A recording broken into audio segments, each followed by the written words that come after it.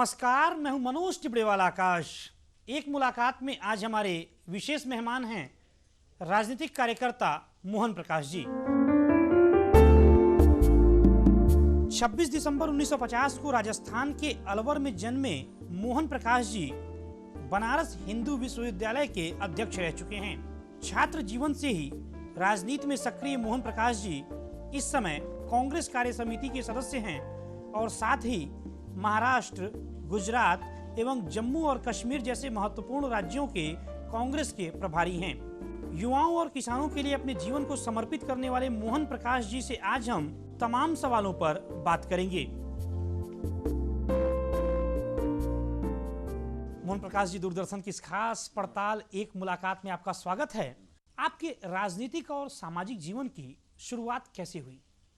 Banaras Hindu university में मैं छात्र था और बनारस हिंदू यूनिवर्सिटी में पंडित मदन मोहन मालवीय जी की आत्मा वास करती है और वहाँ जो विद्यार्थी आंदोलन हुए उससे मैं शामिल होता गया और फिर राजनीति कार्यकर्ता के रूप में मैं अपने आप को समर्पित करता चला गया। सोच समझ के या ये कहिए कि कोई प्लान करके ऐसा नहीं हुआ, उस प्रवाह में बहते चले गए और कार्य करते चले गए। भगवान विश्वनाथ की नगरी बनारस में बनारस हिंदू विश्वविद्यालय स्थापित है। आप राजस्थान के अलवर से हैं, बावजूद उसके उस तरफ खींचे चले आए, बनारस की तरफ काफ़ी दूर गए। आप ही की तरह देश भर के हजारों की संख्या में नौजवान जो है बीएचयू की तरफ आकर्षित होते हैं। क्या ऐसी खास बात आपको दिखाई दी, समझ में आई बनारस हिंदू विश्वविद्यालय में? धौलपुर रियासत के पहले डॉक्टर थे मेरे पिताजी, डॉक्टर मंगल सिंह जी, और उस समय खादी पहनने के उसमें वो जेल में थे। तो उस समय पंडित मदन मोहन मालवीय जी बीएचयू की स्थापना के लिए धन संग्रह दान के लिए सब रजवाड़ों के यहाँ जा रहे थे और जब उनको मालूम पड़ा कि यहाँ इस तरह से एक हैं तो हम समझते हैं कि 16 होगा या वर्ष की ज्ञान मुझे नहीं है, तो उन्होंने अपने साथ ले आए और काशी विश्वविद्यालय की स्थापना के समय से ही मालवीय जी ने फिर उनको रखा मुख्य चिकित्सा अधिकारी के रूप में भी और अन्य उसमें भी। लेकिन उनका मुख्य जो उद्देश्य रहा पिताजी का वो स्वतंत्रता आंदोलन में हिस्सा था और मैं समझता हूँ कि करीब करीब 5 से 6 साल के बीच में उन्होंने अपना जीवन ब्रिटिश सरकार की जेलों में काटा। तो मालवीय जी के सानिध्य में रह के उन्होंने स्वतंत्रता आंदोलन में भी हिस्सा लिया और काशी हिंदू विश्वविद्यालय के निर्माण में भी जो भी सहयोग था, क्योंकि एक वक्त था कि अंग्रेज़ बनारस हिंदू यूनिवर्सिटी से बड़े ही खफा थे और किसी तरह की भी कोई एड नहीं मिलती थी। तो उस समय काफ़ी लोग ऐसे थे कि जो स्वयं सेवक के रूप में विश्वविद्यालय में काम करते थे। उनमें से एक मैं समझता हूँ मेरे पिताजी भी थे, प्रोफेसर मुकुट बिहारी लाल जी थे और बहुत से लोग थे। तो इसलिए काशी से रिश्ता हो गया और काशी में अध्ययन करने का मौका मिला और उन संस्कारों को प्राप्त करने का अवसर मिला जो स्वतंत्रता आंदोलन के मूल्यों पर आधारित थे। छात्र राजनीति और नौजवानों की राजनीति ने देश में कई बड़े आंदोलनों को जन्म दिया है। आप छात्र राजनीति से काफ़ी नज़दीक से जुड़े रहे हैं। आज की तारीख में जो छात्र राजनीति है किस दिशा में बढ़ती हुई देख रहे हैं आप? ये देश काल और पात्र के अनुसार ही आप मूल्यांकन कर सकते हैं। आज़ादी की लड़ाई के दौर एक था, उस समय छात्रों का युवकों का एक बड़ी भारी भूमिका थी और आप ये कह सकते हैं कि 42 के आंदोलन में तो इस देश के तमाम नौजवानों ने बड़े पैमाने पर साझेदारी या हिस्सेदारी की थी। उस समय का जो समाज था जब हम लोग विद्यार्थी थे अलग किस्म का था, आज का जो समाज है वो अलग है। उस समय की युवाओं की चिंता, उस समय युवाओं की आशा, उस समय की युवाओं की अपेक्षा आज के नौजवानों से एकदम विपरीत है। क्योंकि जब मुल्क आज़ाद हुआ तो इस देश में सिर्फ 80,000 टेलीफोन थे यानी मुल्क आज़ाद होने का मतलब मैं 50 कह रहा हूँ। सन 50 में इस देश भर में सिर्फ 80,000 टेलीफोन थे और आज 85 करोड़ लोग किसी न किसी रूप से टेलीफोन का उपयोग कर रहे हैं। तो उस समय के नौजवान और आज के नौजवान की अपेक्षाएं, आवश्यकताएं, चिंताएं अलग है।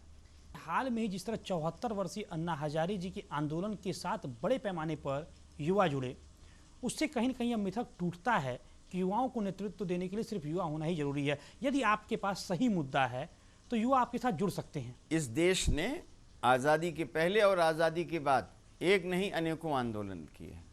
सवाल यह है कि जिस विषय में आप कर रहे हैं उसमें देश के कितने लोग उसमें अपनी भागीदारी करते हैं या उनका प्रतिनिधित्व करते हैं, ये एक अलग बात है। उम्र अपने आप में कोई महत्वपूर्ण नहीं होती, विषय क्या है। बहुत से नौजवान हैं जिनको कि समाज से कोई मतलब नहीं, उनको डिस्को से ही मतलब है। लेकिन कुछ नौजवान ऐसे भी हैं कि जो देश के जो परिस्थिति है, देश के सामने जो समस्या है या समाज के सामने जो समस्या है उसके प्रति सरोकार रखते हैं। तो ये प्रश्न नहीं है कि कौन उस सवाल उठा रहा है, जो प्रश्न उठ रहा है उस प्रश्न के प्रति लोगों की क्या दृष्टिकोण है, क्या नज़रिया है, ये महत्वपूर्ण होता है। मोहन प्रकाश जी, आपने जेपी के आंदोलन को भी बहुत करीब से देखा है। आज जिस तरह अन्ना हजारे जी का आंदोलन चल रहा है उस तरह यह भी चर्चा चल रही है कि कुछ हद तक यह आंदोलन, अन्ना हजारे का आंदोलन जेपी के आंदोलन से मेल खाता है। क्या आप इससे सहमत हैं? मैं आपको स्पष्ट कर दूं कि विद्यार्थियों का आंदोलन पहले से था और जयप्रकाश जी ने उस आंदोलन को समर्थन दिया था और फिर बाद में धीरे धीरे वो उसके नेतृत्व भी उन्होंने किया। साध्य और साधन, ये महात्मा गांधी जी ने इस पर सबसे ज़्यादा महत्व दिया है। अगर आपका साधन सही नहीं है तो साध्य भी सही नहीं हो सकता। अब कोई इसको माने चाहे इसको न माने, जैसे जो भ्रष्टाचार का मुद्दा है, भ्रष्टाचार का मुद्दा आज एक सामाजिक बुराई के रूप में है। सिर्फ कानून बनाने से इस समस्या का समाधान, कानून एक महत्वपूर्ण अंग है, लेकिन इसके साथ साथ हमें समाज के अंदर भी एक जागरूकता फैलानी होगी। मोहन प्रकाश जी, आप यह तो मानेंगे कि अन्ना हजारे ने देश में भ्रष्टाचार के खिलाफ एक बड़े पैमाने पर जागरूकता पैदा करने, भ्रष्टाचार को दूर करने के लिए क्या सिर्फ एक कानून से हो जाएगा? मैं कानून की बात नहीं कर रहा, मैं जन जागरूकता जिसका सवाल आपने उठाया मोहन प्रकाश जी कि भ्रष्टाचार सिर्फ कानून से नहीं जागरूकता से मिटेगा। मेरा सवाल नहीं, कानून भी महत्वपूर्ण है। जन जागरूकता बड़े पैमाने पर फैलाने का काम किया या नहीं, आप इसे मानते हैं या नहीं? एक नागरिक के तौर पर सुनिए, ये ऐसा है कि उसको प्रभावी कर दिया, लेकिन ये विषय देश के अन्य उससे भी उठते रहे हैं और उन्होंने उसको एक आवाज़ दी थी, ठीक है। लेकिन मैं एक प्रश्न यहाँ ये भी कहना चाहूँगा, ये हमारे देश के अंदर की समस्या है, इसको हमें सुलझाना है। लेकिन आप बताएं, भारत की अगर साख दुनिया में खराब हुई तो क्या हम आगे बढ़ पाएंगे? लेकिन मोहन प्रकाश जी, आपको नहीं लगता कि भ्रष्टाचार की वजह से दुनिया भर में भारत की साख खराब हो रही है? नहीं, मैं नहीं ऐसा मानता। लेकिन जो लोग नियोजित तरीके से स्वतः स्फूर्त कहीं कोई प्रदर्शन कर रहा है तो मैं उसको वो नहीं करता।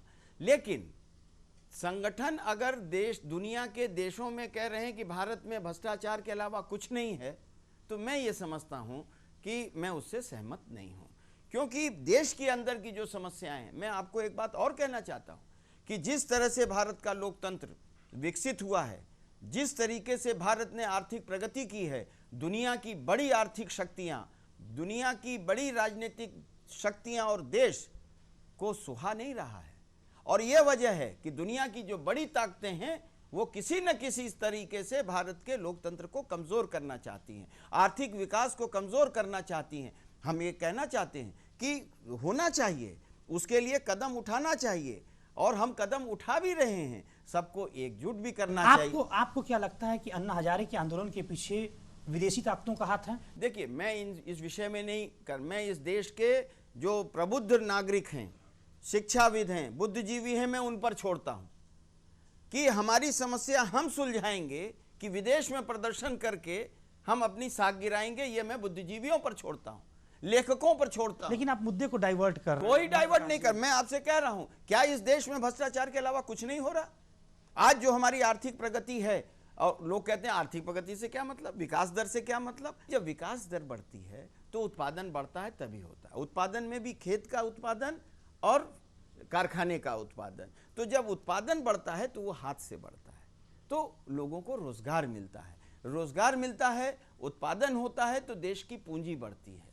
तो इसलिए हम कहना चाहते हैं कि अगर चार चीज समस्याएं हैं, चारों समस्याओं को हम देश ये संबोधित करता रहेगा तो आगे बढ़ेगा। अगर एक समस्या को संबोधित करने में हम देश की शिक्षा को, हम देश के गरीब को, देश के किसान को, देश के आम नागरिक को अगर किनारे करते जाएंगे और सारा संज्ञा शून्य होके हम एक समस्या पर केंद्रित हो जाएंगे, तो मैं समझता हूं कहीं ना कहीं इस लेकिन तमाम समस्याओं की जड़ तो भ्रष्टाचार है ही, इसे आप मानेंगे? नहीं, मैं भ्रष्टाचार अलग किस्म है और अलग अलग भ्रष्टाचार का एक शब्द हो गया।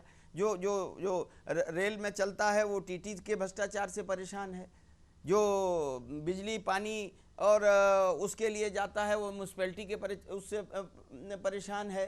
सरकार का जो भ्रष्टाचार है, यानी सरकार की फैसले से जो कुछ लाभ होता है, लेकिन क्या जो जिसके पास पैसा है, कारपोरेट जगत है, उसके बारे में एक शब्द भी कह रहे हैं? भ्रष्टाचार से जो लोग लड़ाई लड़ रहे हैं, भ्रष्टाचार देखिए कि 65% जो है जन लोकपाल कानून यदि आता है तो सिर्फ और सिर्फ 65% भ्रष्टाचार कम होगा। 65% भी बड़ा स्टेक रखता है। मैं आपके आंकड़े से कतई सहमत नहीं हूं, क्यों कि अगर सिर्फ कानून बनाने से होता, मैंने आपको उदाहरण दिया था कि अच्छा चलिए यही बता दीजिए, जागरूकता कैसे पैदा होगी मोहन प्रकाश जी? आपने जो असल सवाल उठाया, जो सवाल ये है कि जो समाज के बड़े नेता हैं, आज अन्ना जी को एक पक्ष यह भी रखा है, दूसरा पक्ष समाज में उन लोगों, जो लोग टोपी लगा के घूम रहे हैं, सुनिए, कि मैं अन्ना हूं, वो शपथ ले रहे हैं क्या कि न मैं पैसा लूंगा न पैसा दूंगा, न मैं दहेज लूंगा न दहेज दूंगा। और एक मुलाकात में यहां पर रुकेंगे एक छोटे से ब्रेक के लिए। ब्रेक के बाद भी मोहन प्रकाश जी से बातचीत जारी रहेगी।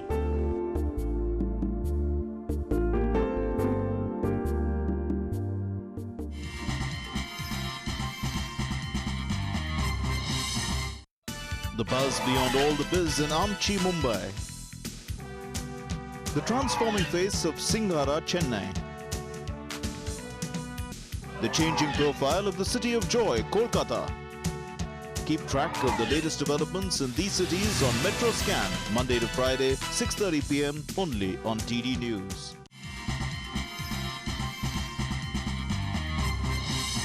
ब्रेक के बाद एक बार फिर आपका स्वागत है एक मुलाकात में। आज हम बात कर रहे हैं राजनीतिक कार्यकर्ता मोहन प्रकाश जी से। मोहन प्रकाश जी, अब से कुछ ही महीने बाद उत्तर प्रदेश में विधानसभा के चुनाव होने हैं और आप वहां पर प्रत्याशियों के चयन की स्क्रीनिंग कमेटी के चेयरपर्सन भी हैं।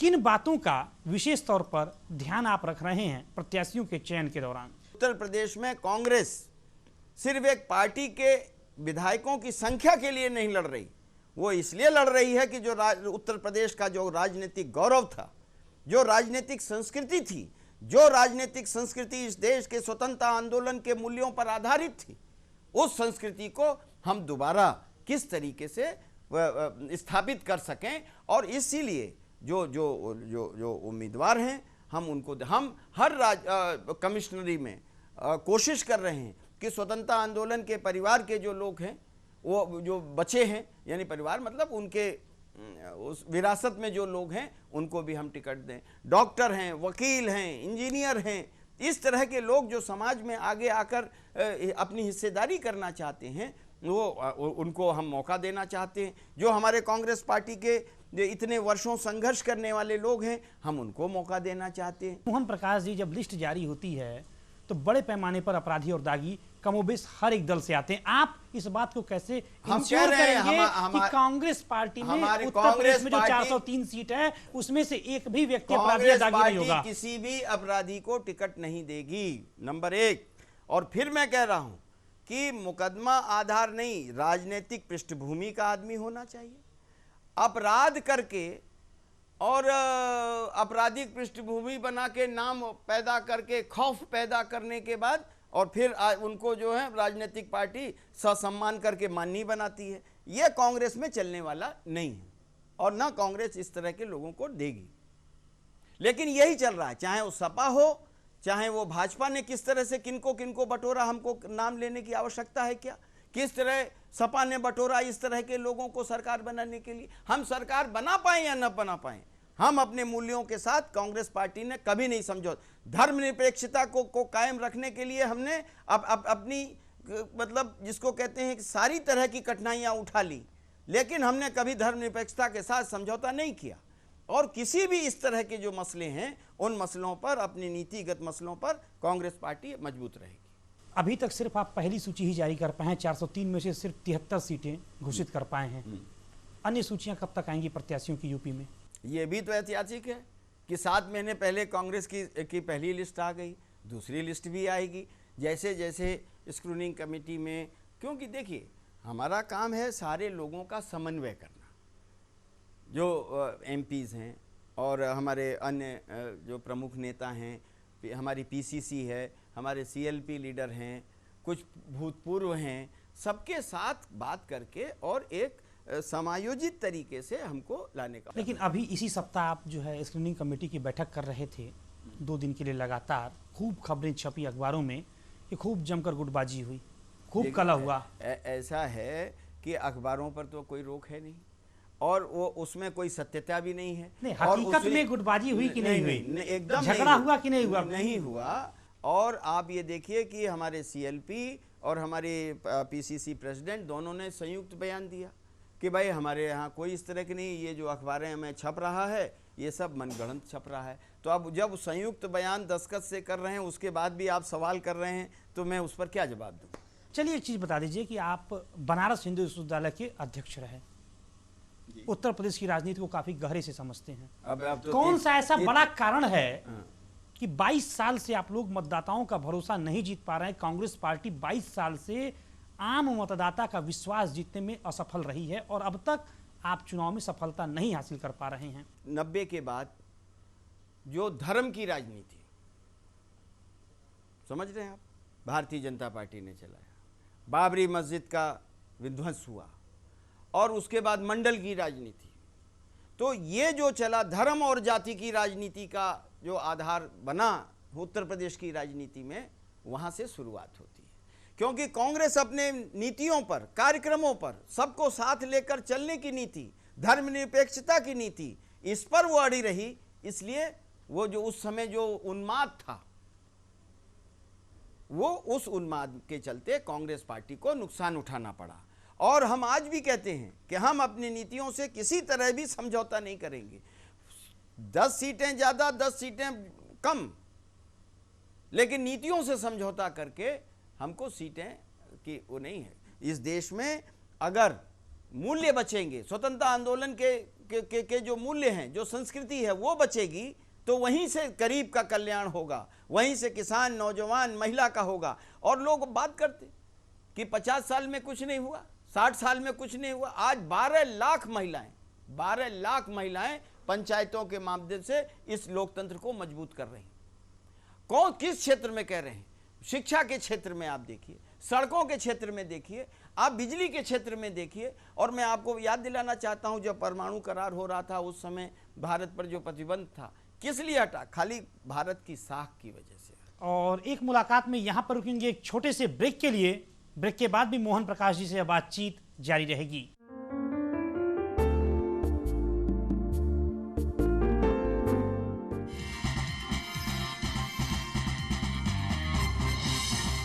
Reports from the capitals of 4 states, Hyderabad, Bangalore, Guwahati and Bhubaneswar. News, views and analysis. State Scan, Monday to Friday, 10:30 a.m. only on DD News.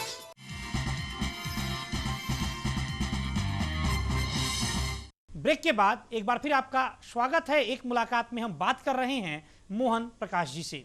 आप कांग्रेस के 3 महत्वपूर्ण राज्यों के प्रभारी हैं, महाराष्ट्र, गुजरात एवं जम्मू और कश्मीर के। यहाँ पर बतौर कांग्रेस प्रभारी आपकी प्राथमिकताएं क्या हैं? देखिए, अलग अलग राज्यों के अनुसार अलग अलग प्राथमिकताएं होती हैं।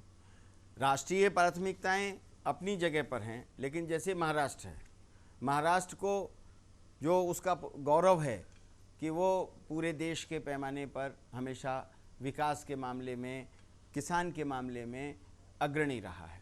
तो हम चाहते हैं कि हमारे कांग्रेस पार्टी के नेतृत्व में जो सरकार है वो वहाँ के औद्योगिक विकास के लिए, किसानों के विकास के लिए, दलित, अल्पसंख्यक, आदिवासियों के विकास के लिए अच्छे प्रतिमान स्थापित करे। गुजरात के अंदर देखिए जो जिस तरह का शासन हो रहा है, अभी आप देख रहे हैं कि लोकायुक्त का एक विवाद चल रहा है। तो लोकायुक्त के विवाद में जब वहाँ 86 में मुझे पता है कि नरेंद्र मोदी से आपको खौफ है। नहीं, इतने खौफ का कारण क्या है? नहीं, खौफ नहीं है। 86 में लोकायुक्त कानून बना। जब कानून बन रहा था, ड्राफ्ट हो रहा था, तब इनके नेता थे मकरंद देसाई भाजपा के। उन्होंने कहा कि ऐसा कानून बनना चाहिए जिसमें मुख्यमंत्री और मंत्रिपरिषद का कोई लेना देना नहीं हो, क्योंकि ये लोकायुक्त उनकी जांच करता है। फिर सदन के अंदर सुरेश मेहता और अभी के जो वित्त मंत्री हैं, इन्होंने भाषण दिया ऑन रिकॉर्ड कि ये जो कानून सही है, इसमें मुख्यमंत्री और उनका कोई लेना देना नहीं होना है। 7 वर्षों से लोकायुक्त नहीं है, ठीक। और लोकायुक्त किस कानून में भारतीय जनता पार्टी इसका विरोध कर रही है, जरा उसको बताना चाहिए। और मैं दूसरी बात आपसे कहना चाहता हूं, जो लोग देश के अंदर कड़े लोकपाल के लिए बहुत चिंतित हैं, उनका एक शब्द भी इस पर नहीं आ रहा। किसी भी संचार माध्यम से, किसी भी आप मीडिया में उन लोगों का एक बयान नहीं आ रहा है जो इस देश के अंदर चाहते हैं कि एक मजबूत और निष्पक्ष बने। आज वहां पर निष्पक्ष और ईमानदार आदमी लोकायुक्त बना है। तो जो देश के अंदर जो लड़ रहे हैं, उनमें से किसी का बयान आपने पढ़ा क्या? और हम बहस के लिए तैयार हैं, वहां का विपक्ष का नेता बहस के लिए तैयार है, लेकिन बहस से ध्यान हटाए जा रहे हैं। दिल्ली के अंदर अगर कैग रिपोर्ट देगी तो संसद नहीं चलेगी, लेकिन अगर गुजरात सरकार में मुख्यमंत्री नरेंद्र मोदी के खिलाफ कैग अगर 26,651 करोड़ रुपए के गलत इस्तेमाल के और गबन के और घोटाले का रिपोर्ट देगी, तो उस पर भारतीय जनता पार्टी और विपक्ष मौन। जी बहुत बहुत धन्यवाद मोहन प्रकाश जी, दूरदर्शन से इस खूबसूरत बातचीत के लिए। तो ये थे मोहन प्रकाश जी, जिनसे हमने तमाम सवालों पर बात की। अगले सप्ताह आपसे फिर मुलाकात होगी, ठीक इसी समय आपके अपने लोकप्रिय कार्यक्रम एक मुलाकात में, देश की एक और बड़ी हस्ती के साथ। तब तक दूरदर्शन की हमारी इस पूरी टीम को दीजिए इजाजत। नमस्कार।